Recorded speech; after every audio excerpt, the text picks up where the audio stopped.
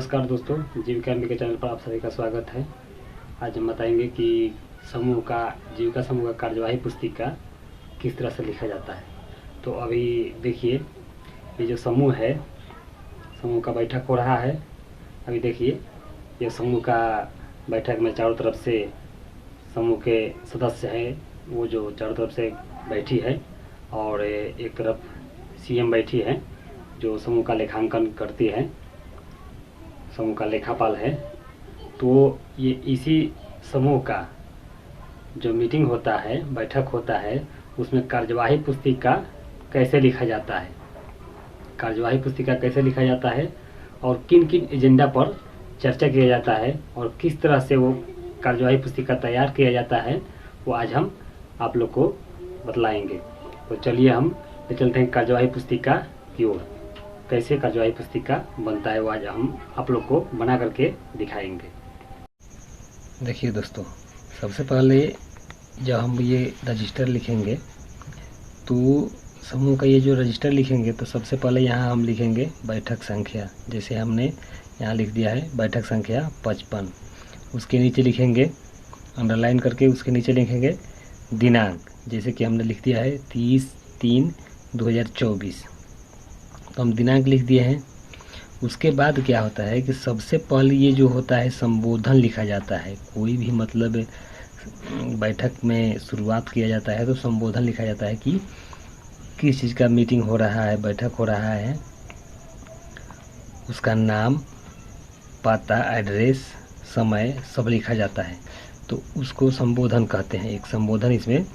तो देखिए, जैसे यहाँ लिखा है कि आज दिनांक 30/3/2024 को रानी जीविका स्वयं सहायता समूह का साप्ताहिक बैठक का आयोजन किया गया।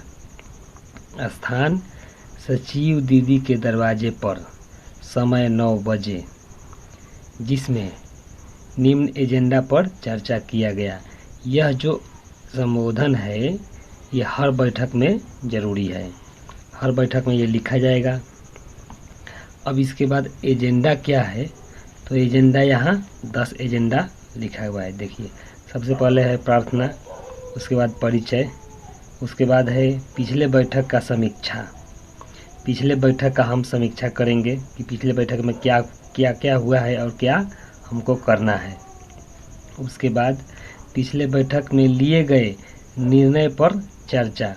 अब इस पिछले बैठक में क्या निर्णय लिया गया था उस निर्णय पर चर्चा किया जाएगा। उसके बाद सामाजिक कार्य पर चर्चा। सामाजिक कार्य पर चर्चा, मान लीजिए कि इस समूह में 10 दीदी है, 12 दीदी हैं, तो सामाजिक कार्य हर एक दीदी पर ये देखा जाएगा कि उसको सामाजिक कार्य जो होता है, सामाजिक जो लाभ मिलना चाहिए वो लाभ मिल रहा है कि नहीं। मतलब उसमें चर्चा किया जाता है हर एक सदस्य पर कि किनको सामाजिक लाभ मिल रहा है, सामाजिक कार्यों द्वारा लाभ मिल रहा है या नहीं मिल रहा है, या फिर सभी सदस्यों के द्वारा मिल करके कुछ सामाजिक कार्य इनके ऊपर किया जाए जो कि उससे इनको फायदा मिले। तो सामाजिक कार्य पर चर्चा हो जाता है। उसके बाद ऋण मांग आवेदन पर चर्चा। ऋण मांग आवेदन पर चर्चा किया जाता है। जैसे किसी सदस्य के द्वारा आवेदन आता है कि हाँ हमको ऋण चाहिए, ऋण मांग के लिए जो डिमांड होता है वो आवेदन आता है सदस्यों के द्वारा जो आवेदन आता है समूह में। जब समूह में आवेदन आता है तो उसी आवेदन को चर्चा करते हुए उसे ऋण भुगतान किया जाता है। अगर उससे भी पूरा नहीं होता तो उसका चर्चा करते हुए उसको क्या करते हैं कि उसे आवेदन को आगे बढ़ाते हैं, ग्राम संगठन की ओर बढ़ाते हैं। तो समूह में चर्चा करते हुए प्रस्ताव लिखा जाता है जो ग्राम संगठन में जाता है। उसके बाद ऋण भुगतान निर्णय पर चर्चा। ऋण भुगतान निर्णय पर चर्चा होता है। मान लीजिए कि 5 दीदी का ऋण का आवेदन आया है, 5 दीदी का ऋण का आवेदन आया है, तो उसमें चर्चा किया जाएगा, सभी सदस्यों के द्वारा चर्चा किया जाएगा कि 5 दीदी के द्वारा आवेदन आया है तो सबसे पहले ऋण दिया जाए यहाँ जो लिखा है कि ऋण भुगतान निर्णय पर चर्चा। तो जब निर्णय हो जाता है कि हाँ इस सदस्य को ऋण दिया जाएगा, तो वहाँ लिखा जाता है कि आज के बैठक में सर्वसम्मति से निर्णय लेकर के फलाने देवी को समान ऋण, बचत ऋण, मतलब जो भी ऋण है, ऋण 3-4 प्रकार का होता है, वो जो भी ऋण है उसको ऋण समूह से दिया जाएगा, तो उस पर चर्चा करना है। ऋण भुगतान पर चर्चा, जब ऋण भुगतान कर रहे हैं, निर्णय तो हो गया, ऋण जो भुगतान कर रहे हैं तो उस सदस्य का पूरा डिटेल्स ऋण पुस्तक पर भी रहेगा और यहाँ कार्यवाही पुस्तिका में भी रहेगा कि वह सदस्य जो ऋण ले रही है वह कितना किस्त में वापस करेंगी, कितना किस्त में, 20 से 24 किस्त तक ये समूह से ऋण दिया जाता है। वो वापस करने का जो टाइम होता है किस्ती 20 से 24 किस्त। तो जब ऋण भुगतान किया जाता है उसी समय उनका पूरा डिटेल्स, पूरा विवरण लिखा जाता है कि यह जो सदस्य है कितना रुपया ले रही है और कितने किस्त में यह वापस करेंगी। तो उसका महीना फिक्स हो जाता है कि महीना हर महीना कितना वो वापस करेंगे। उसके बाद ऋण वापसी पर चर्चा, तब उसके बाद ऋण वापसी पर चर्चा होता है। तो ऋण वापसी पर चर्चा होने का मतलब होता है कि कौन कौन सदस्य ऋण लिया है, उस सदस्य का ऋण जो आज के बैठक है, आज के बैठक में उसका महीना लग रहा है तो उससे मांग किया जाएगा, वापस लिया जाएगा कि हाँ आज आपका इतना ऋण जो है आपको वापस, इतना किस्ती आज का आपको वापस करना है। उसी वापसी पर चर्चा किया जाता है। उसके बाद अन्य मुद्दों पर चर्चा, उसके बाद जो होता है अन्य मुद्दों पर चर्चा। अन्य मुद्दों पर चर्चा का मतलब हुआ कि कोई भी मतलब मुद्दा ये बैठक में आ गया तो उस पर चर्चा होगा और उसको लिखा जाएगा। तो ये जो एजेंडा है, ये सभी एजेंडा लिखना होता है। समूह के बैठक में ये सभी एजेंडा लिखा जाता है।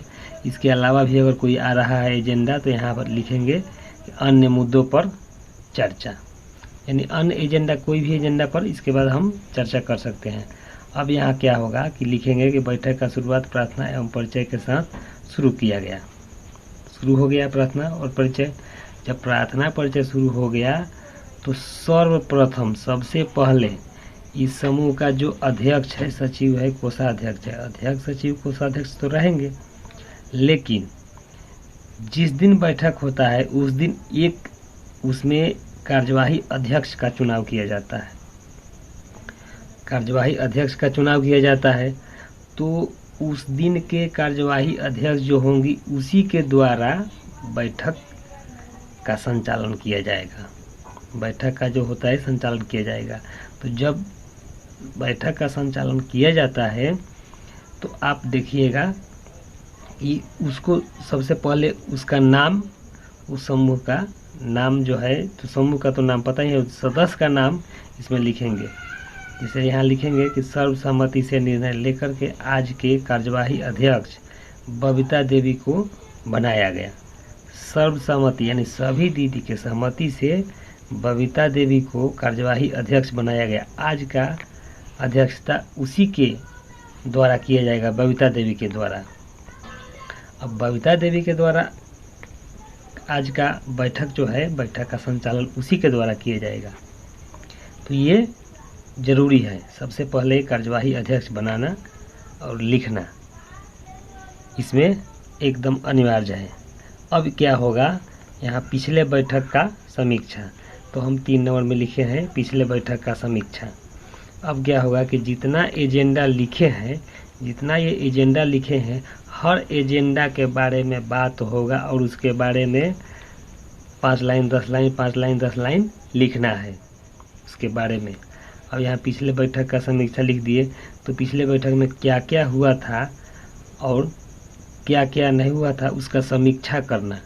कैसे हुआ बैठक में, कोई दिक्कत परेशानी या उपस्थिति में परेशानी या ऋण वापसी में परेशानी या कहीं आने जाने में परेशानी, दिक्कत परेशानी, या कोई नया काम जो हुआ उसमें समीक्षा करना है। क्या अच्छा हुआ, क्या अच्छा नहीं हुआ, क्या करेंगे कि वो हमारा समूह अच्छा चलेगा।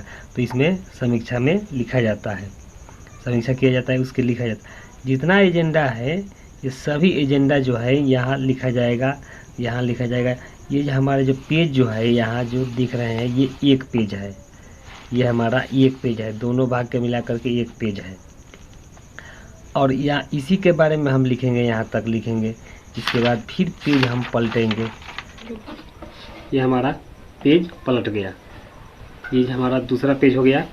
अब इसको क्या करेंगे, ये जो पहला पेज है ये जितना एजेंडा लिखे हैं विवरण इसमें लिखेंगे, विवरण यहाँ लिखेंगे और यहाँ लिखेंगे। अगर प्रस्ताव भी होगा तो इसी में प्रस्ताव लिखेंगे, प्रस्ताव भी लिखना है तो इसी में प्रस्ताव लिखेंगे। और विवरण जो भी एजेंडा है उसका एजेंडा, इसमें एजेंडा का विवरण लिखेंगे। उसके बाद देखिए उसके लास्ट पेज में होता है कि लास्ट पेज में जो भी सदस्य द्वारा बचत किया जाता है, जो भी सदस्य द्वारा बचत किया जाता है इसमें कॉलम बना देते हैं। एक क्रम संख्या का एक सदस्य का नाम वाला कॉलम बना देते हैं। उसके बाद एक कॉलम बनाते हैं पिछला बचत, एक आज का बचत, और एक कॉलम एचआरएफ बचत, और एक कॉलम कुल वाला। अब एक सदस्य का पिछला बचत कितना हुआ उसको यहाँ लिखेंगे, आज का बचत कितना हुआ उसको यहाँ लिखेंगे, एचआरएफ बचत अगर हुआ सदस्य द्वारा तो उस सदस्य के नाम पर यहाँ लिखेंगे, और इसको तीनों को जोड़ करके यहाँ टोटल कर देंगे। इस टोटल वाले कॉलम में टोटल कर देंगे, सबका सामने सामने जोड़ देंगे, और जोड़ने के बाद उसको नीचे जोड़ देंगे। अब आज के दिन में अगर कोई पूछे या अगर हिसाब निकालना हो तो आप यहाँ टोटल दिखा सकते हैं कि टोटल यहाँ कितना बचत हुआ है, एक सदस्य का कितना हुआ और टोटल सदस्य का कितना हुआ, तो नीचे में इसको जोड़ देंगे। अब यहाँ क्या करेंगे, अब यहाँ छोटा सा एक प्राप्ति भुगतान बनाएंगे, छोटा सा एक प्राप्ति भुगतान बनाएंगे। अब इसमें देखिए प्रारंभिक नगद शेष, यहाँ जो आज का प्रारंभिक नगद शेष दिख रहा है तो ये हमारा पिछले बैठक का अंतिम नगद शेष है, ये हमारे पिछले बैठक का अंतिम नगद शेष, ये आज का प्रारंभिक नगद शेष हो गया।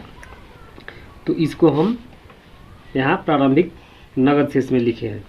अब आज का बचत लिखेंगे, तो आज का बचत जो है यही है, हमारा आज का बचत जो है यही है 150 रुपया। तो आज का बचत यहाँ 150 रुपया लिखेंगे।